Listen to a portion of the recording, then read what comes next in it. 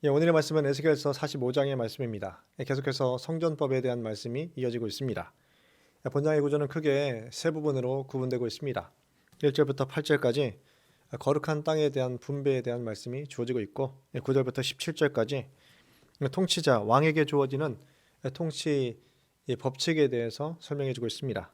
18절부터 25절까지 절기를 준수하도록 군주에게 명령하고 계십니다.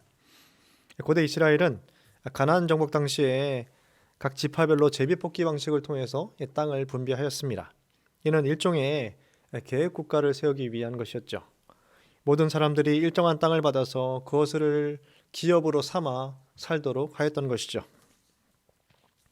그런데 오늘 본장에서 여호와 하나님은 이제 에스겔서 47장과 48장의 지파별로 땅을 분배하시기 이전에 가장 중요한 거룩한 구역을 먼저 분배하도록 제비뽑기를 명령하고 계십니다.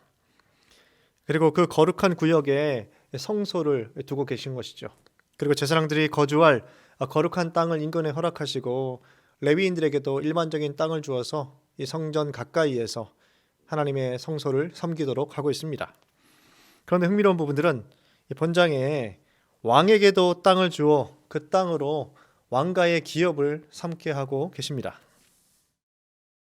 즉 왕에게도 기업을 주고 계신 것이죠. 왕궁 역시 성전과 가까운 곳에 위치하도록 하나님은 명령하고 계십니다. 물론 왕궁이 예루살렘의 중심이 아닌 성전이 예루살렘과 온 이스라엘의 중심으로 삼고 계시죠. 이 성소를 가장 중앙의 핵심적인 부분에 두고 계십니다. 이 왕가의 기업을 주시는 이유에 대해서 설명하기를 나의 왕들이 다시는 백성을 압제하지 않도록 하기 위해서임을 밝힙니다. 이런 왕이 백성을 압제하고 그들의 땅이라고 할 수 있는 양도할 수 없는 하나님께 받은 기업을 빼앗지 않도록 하기 위한 조치였습니다. 모든 백성들에게 기본적인 권리를 주고 계신 것이죠. 왕이 백성들의 땅을 빼앗는 행위는 인간이 기본적으로 누려야 할 그런 권리를 약탈해 가는 것입니다. 범죄 행위죠. 왕은 자신이 지닌 절대 권력으로 얼마든지 그 일을 할 수 있었고 실제 인간의 역사 내내 이러한 일들은 비일비재하게 일어났습니다. 여호와 하나님은 인간의 통치자가 백성을 압제하지 않도록 선민을 위한 조치를 내려주고 계십니다. 이런 왕에게 주어진 기업을 통해서 우리는 이스라엘 사회에서 왕이 지닌 역할과 직분이 대단히 중요하다는 것을 이해할 수 있습니다.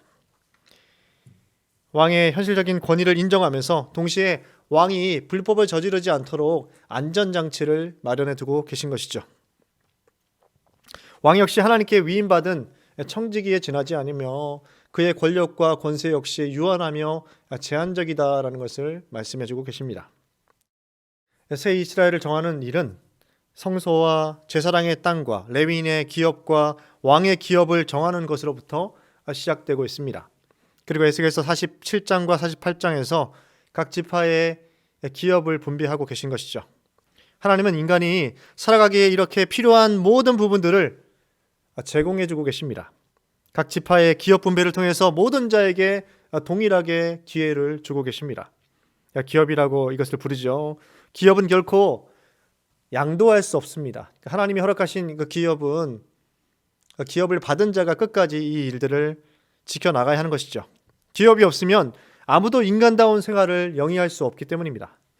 고대 사회에서 가장 인간다운 삶을 영위하기 위해서는 토지, 즉 땅이 필요로 했습니다. 이렇게 하나님은 믿음의 자녀들에게 필요한 모든 것들을 공급해 주고 계신 것이죠. 오늘 우리 삶의 모든 필요를 우리 주님께서는 알고 계시고 지금도 우리에게 있어야 할 것들을 공급해 주고 계십니다. 그런데 오늘 본문에서 땅을 백성에게 주시면서 우선적으로 거룩한 땅에 대해서 가장 먼저 그 땅을 지정하고 계십니다. 그리고 그 중앙에 성소를 두고 계신 것이죠.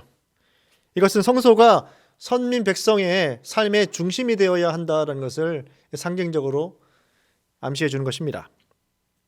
하나님은 당신의 자녀들에게 인간다운 삶을 살기 위한 필요한 것들을 주시면서 그 삶의 중심에 하나님의 성소가 있어야 한다라고 말씀하고 계신 것이죠. 즉 하나님의 임재와 하나님의 말씀과 하나님이 거하시는 처소가 있어야 한다라는 것을 제시하고 계십니다. 하나님의 성소, 거룩한 구역, 하나님의 임재가 충만하게 임하는 곳이 있어야 백성들은 그 하나님을 날마다 대면하게 되고 거룩한 성민으로서 삶을 지탱할 수 있다라는 것이죠. 오늘 시대를 살아가는 믿음의 성도인 우리 역시 날마다 하나님의 말씀 중심, 교회 중심, 또 예수 그리스도 중심의 삶을 살아야 하겠습니다. 9절부터 17절까지 통치자 왕에게 주시는 통치 법칙에 대해서 설명하고 있습니다. 하나님은 통치자들에게 특별한 명령을 내리고 계십니다. 그것은 바로 백성들을 포악과 겁탈로 다스리지 말고 정의와 공의로 다스리도록 권면하고 계십니다.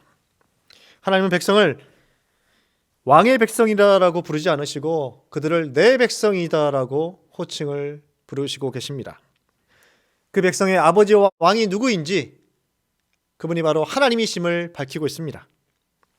하나님이 친히 그들의 하나님이심을 밝히시면서 인간 군주에게 너의 역할은 청지기이다라고 그 청지기로서 마땅히 감당해야 될 역할에 대해서 설명을 주고 계십니다. 즉 왕이 자기 욕심과 탐심을 채우기 위하여 권력을 남용하지 않도록 전하시면서 모든 것에 있어서 사회의 질서 유지를 위한 사회적인 합의 기준의 그 내용들을 설명해주고 계십니다. 이 규정을 세우고 이 규정에 따라서 모든 사람들이 적용되도록 말씀하고 계신 것이죠. 공정한 저울과 공정한 에바와 공정한 밭을 쓰게 합니다. 그 용량과 크기와 양이 정확하게 거래되도록 명령하십니다. 서로 간에 신뢰할 수 있는 거래가 될 수 있도록 이러한 것들을 규정해주고 계신 것이죠. 또 군주에게 하나님을 향한 제사 규례를 지키도록 강권적으로 명령하고 계십니다. 에스겔서 45장 17절의 말씀입니다. 군주의 본분은 번제와 소제와 전제를 명절과 초하루와 안식일과 이스라엘 족속의 모든 정한 명절에 갖추는 것이니 이스라엘 족속을 속죄하기 위하여 이 속죄제와 소제와 번제와 감사 제물을 갖출지니라.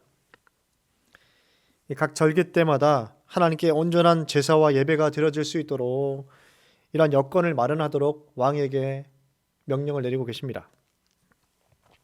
이 본문에서는 군주의 정치적인 권한을 대폭 축소하면서 이 부분을 다루지 않으면서 하나님의 대리 통치자로서 제의적인 차원에서 이 군주의 역할을 강조하고 있는 것이죠.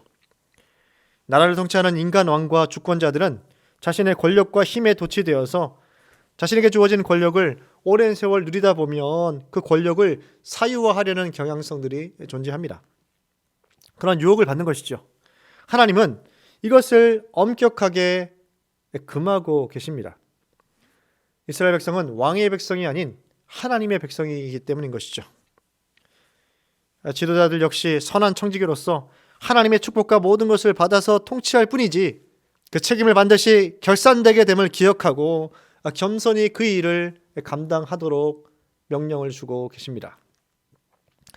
굴림형과 다스림의 형이 아니라 그리스도를 닮은 섬김과 낮아짐의 종이 되도록 그 역할을 전해주고 계신 것이죠. 18절부터 25절까지 모든 절기들을 지키도록 명령하고 계십니다. 왕이 지원해야 하는 절기들을 언급하고 있습니다. 정월 초하루를 먼저 말씀하고 있죠. 이스라엘 종교력에 의하면 첫 달인 니산월, 아비벌이라고 하죠. 이 첫날을 가리킵니다. 이 새 월삭일의 제사로 드리도록 말씀하고 있는 것이죠. 희생제사와 속죄제를 드리도록 요구하고 있습니다. 가장 첫 시작을 하나님께 제사를 통해서 예배를 통해서 시작하라라는 것이죠. 21절에 유월절 준수에 대한 명령이 주어지고 있습니다. 7일간 이 역할들을 하라는 것이죠. 이날 가장 최우선적으로 해야 하는 것은 바로 성소를 정결케 하는 것이었습니다. 이 성소가 백성의 범죄로 더럽혀졌기 때문에 속죄제를 드림을 통해서 성소를 정결하게 하였던 것이죠. 유월절은 이스라엘 백성들이 어린 양의 피를 통해서 그들에게 죽음이 넘어가는 하나님의 구원의 그 은혜를 경험했던 사건을 기념하는 날인 것이죠. 그러니까 인간의 모든 구원이, 너희의 모든 구원이 하나님의 그 은혜 가운데 이루어졌다라는 것을 상기시키고 있습니다. 25절에 장막절을 기념하도록 명령하고 계십니다. 이 역시 유월절과 같이 7일간 준수되었습니다. 그런데 여기서 날짜만 기록되고 이 장막절이라는 명칭이 사용되고 있지 않습니다. 이는 초막을 짓고 그 안에서 기거하는 준수 방식이 이제 새롭게 회복될 예루살렘에서는 더 이상 이것이 필요하지 않고 실행될 필요가 없다라는 것을 말씀해주고 있는 것이죠. 장래에 도래할 새 예루살렘의 온전함을 설명하고 있습니다. 말씀을 마치겠습니다. 오늘 말씀을 통해서 우리는 왕에게 주어진 특권과 더불어 왕이 감당해야 될 의무에 대해서 확인할 수 있었습니다. 마땅히 권한과 특권이 강한 만큼 그만큼의 의무와 책임이 존재한다라는 것이죠. 우리는 우리에게 주어진 사역을 감사하며 겸손하게 말씀에 근거하여서 이것들을 감당해야 하겠습니다. 그리고 우리가 받은 복을 날마다 세어보면서 성도의 삶의 가장 중심에 하나님의 말씀의 중심, 그리고 교회의 중심, 그리스도 중심의 삶을 살아가야 하겠습니다. 이런 삶을 살아갈 때 하나님께서 우리에게 기업으로 맡기신 모든 것 가운데 더 크고 놀라운 축복으로 갚아주실 것입니다. 이런 복과 은혜를 받아 누리시는 복된 하루를 보내시기를 간절히 축원합니다. 기도하겠습니다. 거룩하신 하나님 아버지, 오늘도 주님의 크신 사랑과 은혜에 감사드립니다. 우리 삶의 모든 지경에 필요한 것들을 공급해 주시고 우리에게 하나님의 자녀가 되는 특권과 권세를 주심에 더욱 감사를 드립니다. 교회 중심, 말씀 중심, 예수 그리스도의 중심의 삶을 살아가면서 우리가 받은 축복의 근원이 이 모든 것이 하나님으로부터 주어졌음을 깨닫게 하시고 날마다 이것을 의식하며 하나님께 영광을 돌리는 귀한 서울교회 성도들 될 수 있도록 인도하여 주시옵소서.